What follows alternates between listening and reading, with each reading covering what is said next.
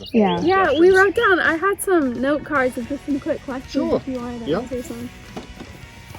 Let me take my gloves off. Oh yeah, take your gloves off.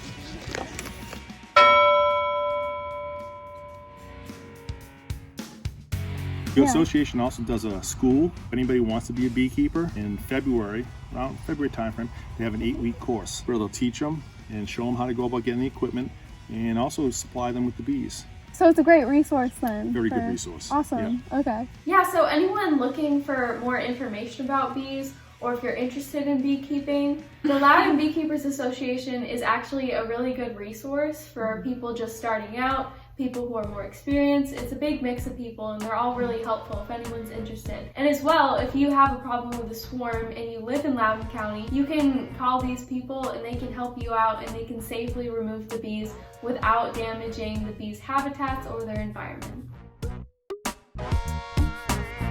Regarding, you were talking about swarms and stuff. Yeah. How do you feel about when swarms, sometimes, you know, when they get into people's homes and people resort to pesticides and stuff like that? Do you think that has any effect on the environment? Well, first, if it gets into your house, a pest company is not allowed to kill the bees. Okay, I didn't know that. They're not allowed to. Any type of pollen gathering insect, they're not allowed to exterminate. Now the homeowner can go in there and spray, and we've kind of discouraged that. The Loudoun County Beekeepers Association has a swarm network that if you have a swarm in your yard or in your house, you can call one of us. As long as we have the time and the equipment, we'll come get it for you. That's awesome. And we don't charge. Oh, wow. So we'll just go ahead and do it. Well, then you got more bees. And we got more bees, exactly. Bees can be expensive. I have a new beekeeper that wants to go buy a set of bees. It's anywhere from $120 to $150 for just one colony. You can see if you got 10 or whatever, it can get pretty expensive.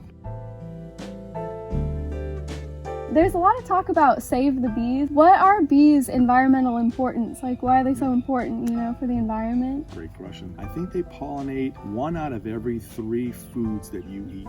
Almonds, they rely 100% on bee pollination and lots of other foods. So they're huge importance. I mean, if it wasn't for bees, our food wouldn't get pollinated and, they're fighting. So yeah, that's a battle. They're like more important too. What, do you know any other insects or anything that is like good pollinators? Is anything that compares to bees? Nothing that compares to bees. No. Someone told me once that bees are the only insect that make food for human consumption. Each bee will make, I think it's about 1/3 of a teaspoon of honey in its lifetime. Double check that fact for me. We'll double check. Should we Google it right now? We double checked this fact, and the fact is actually, according to Google, a single bee can produce 1 tablespoon of honey in its entire lifetime. Nice. Yeah, I feel like a lot of people are uneducated about bees. People are very scared of bees a lot of the time. Do you have anything that you'd like to say towards people who are scared? If you're allergic to bees, I can understand why. Yeah. Bees will only sting you if you get into their home, they try to defend it, or if you actually accidentally step on it, pinch it.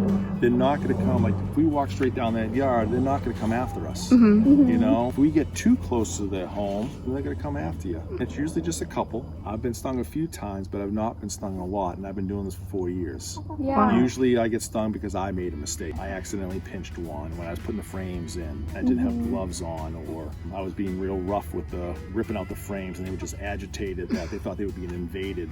They seem very reluctant to sting. They don't want it, because they sting you, they die. They die, yeah. So.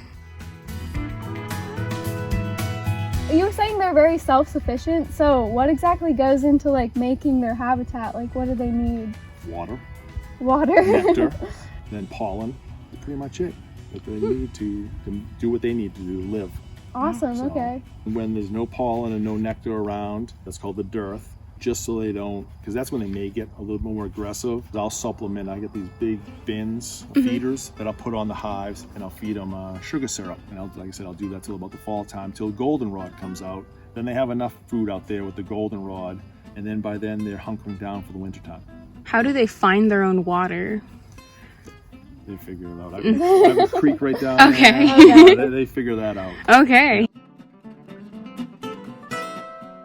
A lot of people use smoke in beekeeping. Do you use smoke Yep. at all? I So did how it. is that used? Bees will give off a pheromone. And the Okay. queen does as well. Pheromone can be, oh, we're being invaded, or it can be a distress signal. And so the smoke, it sort of calms them down a little bit. So they're not Okay. as aggressive. They can still be aggressive, but not as much. I didn't do it today. I thought about it, but the bees are just so busy with the black locust that they didn't care about us. Yeah, there's No. They Yeah. didn't care. So you said there's lots of different methods of harvest. Mhm. How do you think your method of harvest differs from large corporations that produce honey? But the harvest is pretty much the same, but the managing of the bees. Yeah, everyone has a different opinion. I don't really have an opinion. I just have the way I like it. I like to use medium frames. I like to use 10 frame boxes. I like to put a different type of ventilation system on top. Other beekeepers may do something differently. The commercial guys, they're all about efficiency and reducing as much cost as possible into their honey production so they can maximize the money that they make.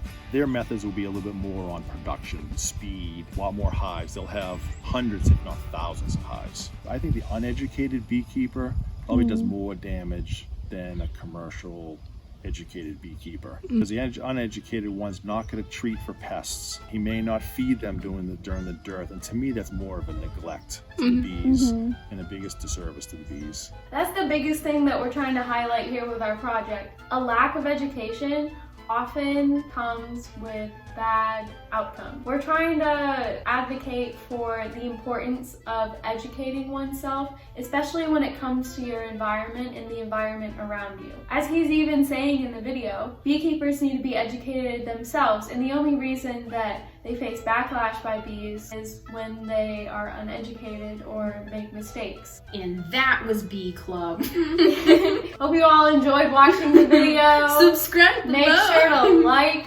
comment, share, hit that subscribe button, and wait, because we will be creating a new video tomorrow for you. So stay tuned. Smash that little follow us on bell icon. TikTok, follow Yeah, us on Twitter, on Instagram.